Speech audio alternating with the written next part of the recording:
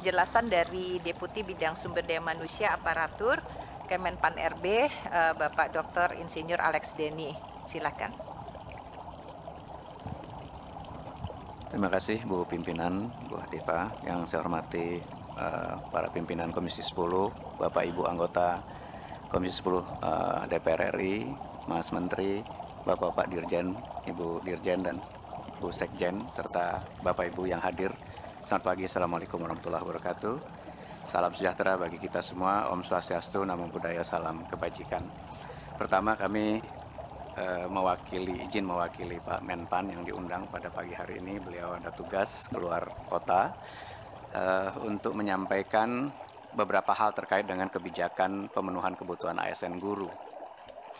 Tadi sudah disampaikan banyak sebetulnya oleh Mas Menteri, Bu Dirjen, dan Pak Dirjen.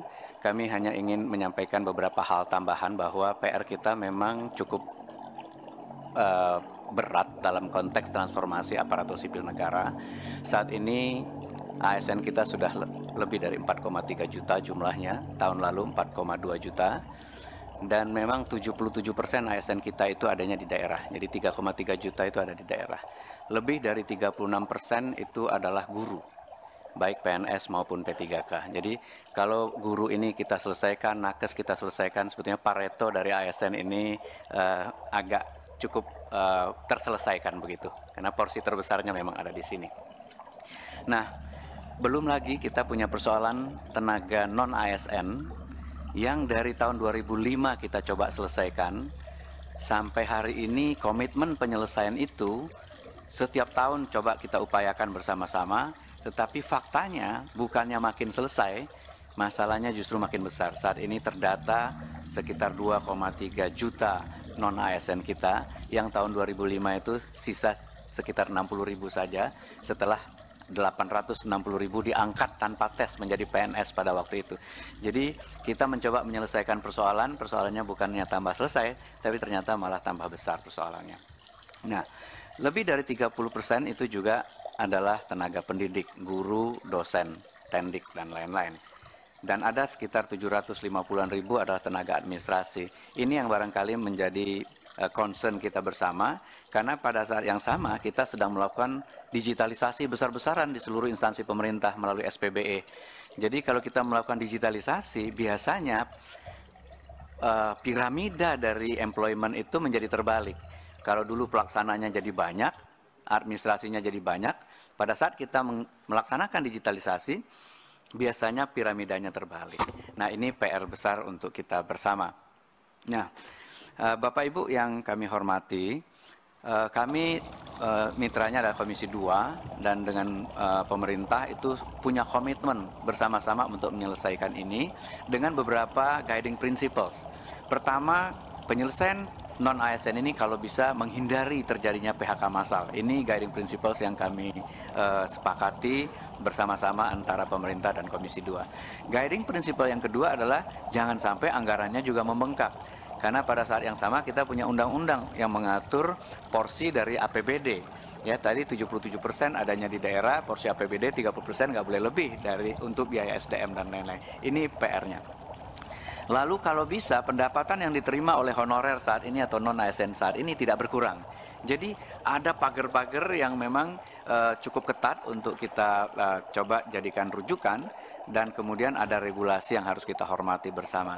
Nah, ini sudah mengerucut, ada beberapa alternatif penyelesaiannya. Insya Allah dalam waktu dekat kami bisa tuntaskan. Saat ini sedang lakukan simulasi-simulasi. Bapak Ibu yang saya hormati, melalui Undang-Undang 5 2014 kita hanya mengenal istilah PNS dan P3K untuk ASN yang bekerja di instansi pemerintah. Jadi ini adalah guiding panduan kita di dalam menyelesaikan persoalan-persoalan. Karena itu kami di Kemenpan RB mencoba membuat rencana kebijakan pembunuhan ASN dalam beberapa tahun ke depan sampai dengan 2030, karena kita akan punya menikmati bonus demografi sampai 2030. Pertama, prioritas kami adalah sektor pendidikan dan sektor kesehatan yang masih boleh positif growth-nya ASN-nya. Jadi yang masih boleh nambah ASN-nya adalah pelayanan dasar kita, pendidikan dan kesehatan. Untuk tenaga fungsional teknis lainnya, kita coba cap agar terjadi zero growth begitu. Jadi secara umum dia zero growth, mungkin ada JF teknis yang boleh tumbuh, ada yang harus enggak negative growth. Agar apa? Agar agenda SPBE digitalisasi ini nanti bukan malah menimbulkan pengangguran terselubung di dalam ASN. Tenaga pelaksana, kami sudah tetapkan kebijakan negative growth sejak 2 tahun ini. Jadi kita tidak lagi merekrut pelaksana, karena pelaksana ini pelan-pelan akan terdisrupsi oleh teknologi. Nah, kalau bisa ini memang negative growth 30% dalam 5 tahun ke depan. Ini kebijakan umum rekrutmen yang disiapkan oleh Kementerian PAN dan RB. Dan di dalam RPJMN kita 2020-2024, saat ini kami juga sedang mendiskusikan, mulai menginisiasi diskusi dengan Bappenas untuk 2024 ke depan. Ini memang ada beberapa prioritas. Jadi kalau teknis tadi zero growth, ya ini barangkali masih boleh positif, yang lainnya negatif, agar dia bisa in general menjadi zero growth. Tetapi sektor pendidikan, sektor kesehatan, itu sektor penegakan hukum adalah pelayanan dasar yang harus kita penuhi formasinya sesuai dengan kebutuhan. Tadi sudah disampaikan oleh Mas Menteri dan Bu Dirjen bagaimana formasi kita di 2021, 2022 dan perkiraan di 2023 ini, yang tentu saja kita lihat masih ada PR yang belum tuntas, kita mesti tuntaskan bersama. 2021 misalnya dari kebutuhan 1,2 juta, penetapan formasinya 667.000 saja. Dan terkait dengan guru, dari 1 juta formasi yang dihitung oleh kawan-kawan di Kementerian Kemdikbud, hanya 500.000 saja, hanya separuh yang diusulkan. Tadi alasannya barangkali kita sudah dengar bersama, mereka khawatir anggarannya tidak tersedia. 2021 ini, 2022, kita lakukan perbaikan dari proses 2021. Jadi 2021 peserta yang berhak mendaftar itu adalah THK 2, guru non-ASN di sekolah negeri, guru swasta, dan lain-lain. Dengan afirmasi-afirmasi yang kita berikan kepada kelompok target tertentu. Nah, tetapi kenyataannya ternyata ada THK 2 lulus passing grade nggak dapat formasi karena kalah ranking misalnya dengan pelamar lainnya. Itulah sebabnya mengapa 2022 kita perbaiki proses bisnisnya. Jadi 2022 kita membuat prioritas-prioritas. Prioritas 1 adalah yang sudah lulus passing grade tahun sebelumnya. Jadi diberikan dulu formasi kepada yang sudah lulus passing grade. Kalau tahun sebelumnya enggak, mereka dites sama-sama. Kalau kalah ranking walaupun lulus passing grade tidak dapat formasi, formasinya diambil. 2022 kita sudah mulai prioritas yang sudah lulus dulu. Prioritas 2 adalah THK 2 yang belum lulus ambang batas. Prioritas 3 adalah guru non-ASN di sekolah negeri, baru kemudian pelamar umum. Jadi harapannya adalah PR kita non-ASN ini selesai dulu, baru kemudian pelamar umumnya kita buka. Nah, 2022 pun ternyata jumlah formasi yang disediakan, keterisiannya juga masih jauh dari harapan. Dan berkali-kali dalam setiap kali diskusi masih ada perbedaan persepsi dari kami instansi pusat, Kementerian Keuangan yang merasa sudah menyediakan anggaran, bahkan sudah diirmak, tetapi teman-teman di daerah tetap merasa jumlahnya nggak sama dengan apa yang kita butuhkan. Ini sudah dilakukan one-on-one berkali-kali oleh Bu Dirjen dengan Kementerian Keuangan, dengan daerah, untuk memastikan bahwa sebetulnya kebutuhan yang ada, formasi yang disiapkan, anggarannya sudah disiapkan. Tapi barangkali ada hal-hal yang di luar itu yang menjadi kewenangan pemerintah daerah, seperti misalnya memberikan tunjangan khusus di daerah masing-masing. Nah, mungkin tunjangan ini belum dihitung oleh teman-teman di Kementerian Keuangan. Jadi barangkali ada perbedaannya di situ saja, kalau menurut pengamatan kami dari Kementerian PAN dan RB. Karena itu permasalahan-permasalahan ini tentu harus ada terobosannya, dan tadi Mas Menteri sudah menyampaikan 2024 kita mungkin akan kami di Kementerian PAN RB juga sedang menyiapkan bagaimana rekrutmen itu bisa lebih fleksibel waktunya, tempatnya, dan lain-lain. Karena selama ini kita melakukan satu batch setahun sekali dengan rekrutmen yang begitu besar. Nah, sementara orang bisa resign, orang bisa meninggal, orang bisa kebutuhan itu tentu harus segera diisi. Jadi flexibility dari rekrutmen ini memang sedang menjadi agenda kami, dan ada satu PP yang memang sedang kita rumuskan bersama-sama, PP manajemen ASN, yang mudah-mudahan itu bisa menyederhanakan banyak hal dalam konteks manajemen ASN, mulai dari rekrutmen sampai kepada reward system, performance management, manajemen talenta, dan lain-lain. Bapak Ibu, arah kebijakan rekrutmen 2023 tetap berpihak atau berfokus kepada pelayanan dasar, guru dan tenaga kesehatan. Itu prioritas nomor 1. Tetapi karena kita menggelindingkan SPBE dan digitalisasi, kami memberi ruang untuk merekrut talenta-talenta digital dan data scientist. Karena selama ini policy making kita mungkin kurang kuat analitiknya, sehingga kita membutuhkan talenta-talenta digital dan data science ini secara terukur. Kemudian juga CPNS mulai ada secara selektif, kita merekrut CPNS 2023. Pada saat 2022 kemarin kita memang fokus hanya P3K dulu.